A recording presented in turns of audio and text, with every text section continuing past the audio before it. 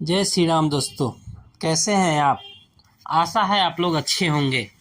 आपकी मेरी वीडियो कैसी लगती है कृपया कमेंट बॉक्स में जय श्री राम लिख के ज़रूर बताएं।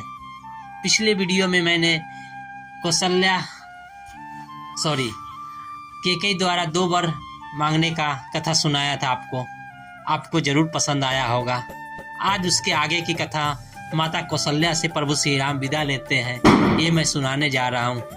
आप ध्यान से सुनिएगा, आपको जरूर पसंद आएगा। तो चलिए शुरू करते हैं। अपने पिता एवं माता कैकेयी के प्रकोष्ठ से राम अपनी माता कौशल्या के पास पहुंचे। अनुज लक्ष्मण वहां पर पहले से ही उपस्थित थे। राम ने माता का चरण स्पर्श किया और कहा, हे माता। माता कैकेयी के द्वारा 2 वर मांगने पर पिताजी ने भाई भरत को अयोध्या का राज्य और मुझे 14 वर्ष का वनवास दिया है, अतः मैं वन के लिए प्रस्थान कर रहा हूँ। विदा होने के लिए आप मुझे आशीर्वाद दीजिए। राम द्वारा कहे गए इन हृदय विदारक वचनों को सुनकर कौशल्या मूर्छित हो गई। राम ने उनका यथोचित उपचार किया और मूर्छा भंग होने पर वह विलाप करने लगी।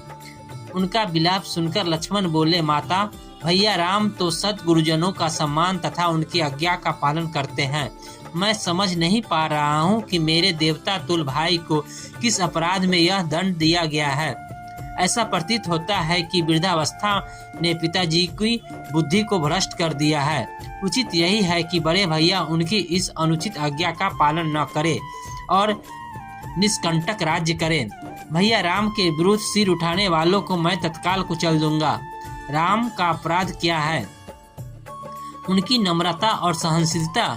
मैं प्रतिज्ञा करता हूँ कि यदि राम के राजा बनने में भरत या उनके पक्षपाती कंटक बनेंगे तो मैं उन्हें उसी क्षण यमलोक भेज दूंगा। मैं भी उसी प्रकार आपके दुखों को दूर कर दूंगा जिस प्रकार से सूर्य अंधकार को मिटा देता है। लक्ष्मण के शब्दों से माता कौशल्या को ढांढस मिला और उन्होंने कहा, पुत्र राम, तुम्हारे छोटे भाई लक्ष्मण का कथन सत्य है। तुम मुझे इस प्रकार विलखता छोड़कर वन के लिए प्रस्थान नहीं कर सकते। यदि पिता की आज्ञा का पालन करना तुम्हारा धर्म है तो माता की आज्ञा का पालन करना भी तुम्हारा धर्म ही है। मैं तुम्हें आज्ञा देती हूँ कि अयोध्या में रहकर मेरी सेवा करो। इस पर माता को धर बंधाते हुए राम बोले, माता, आप इतनी दुर्बल कैसे हो गई? ये आज आप कैसे वचन कह रही है? आपने ही तो मुझे बचपन से पिता की आज्ञा का पालन करने की शिक्षा दी है। अब क्या मेरी सुविधा के लिए अपने ही दी हुई शिक्षा को झुठलाएंगी? एक पत्नी के नाते भी आपका कर्तव्य है कि आप अपने पति की इच्छा पूर्ति में बाधक न बने। आप तो जानती ही हैं कि चाहे सूर्य, चंद्र और पृथ्वी अपने अटल नियमों से टल जाए, पर राम के लिए पिता के आज्ञा का उल्लंघन करना कदापि संभव नहीं है।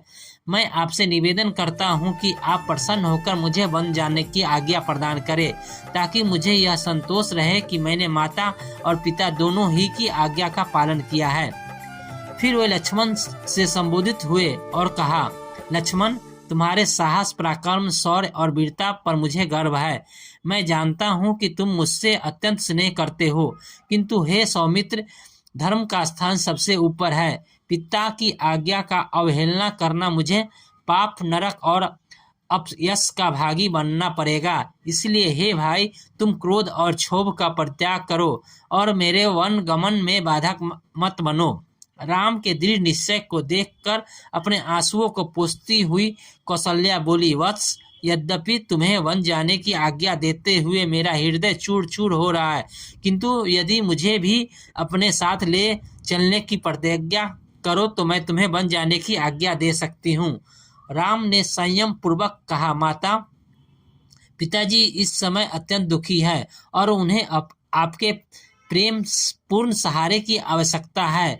ऐसे समय में यदि आप उन्हें छोड़कर चली जाएंगी तो उनकी मृत्यु में किसी प्रकार का संदेह नहीं रह जाएगा। मेरी आपसे प्रार्थना है कि उन्हें मृत्यु के मुख में छोड़कर आप पाप का भागी न बने। उनके जीवित रहते तक उनकी सेवा करना आपका पावन कर्तव्य है। आप मोह का त्याग दे और मुझे वन जाने की आज्ञा दे। मुझे प्रसन्नता पूर्वक विदा करे। मैं वचन देता हूँ कि 14 वर्ष की अवधि बीतते ही मैं लौटकर आपके दर्शन करूँगा। धर्मपरायण राम के युक्त वचनों को सुनकर आंसुपूरित माता कौशल्या ने कहा, अच्छा वत्स, मैं तुम्हें वनगमन की आज्ञा प्रदान करती हूँ। परमात्मा तुम्हारे वनगमन को मंगलमय करे। फिर माता ने तत्काल ब्राह्मणों से हवन कराया और राम को हृदय से आशीर्वाद देते हुए विदा किया। ये थी आज की कहानी। आपको कैसी लगी कृपया जरूर बताएं। जय श्री राम।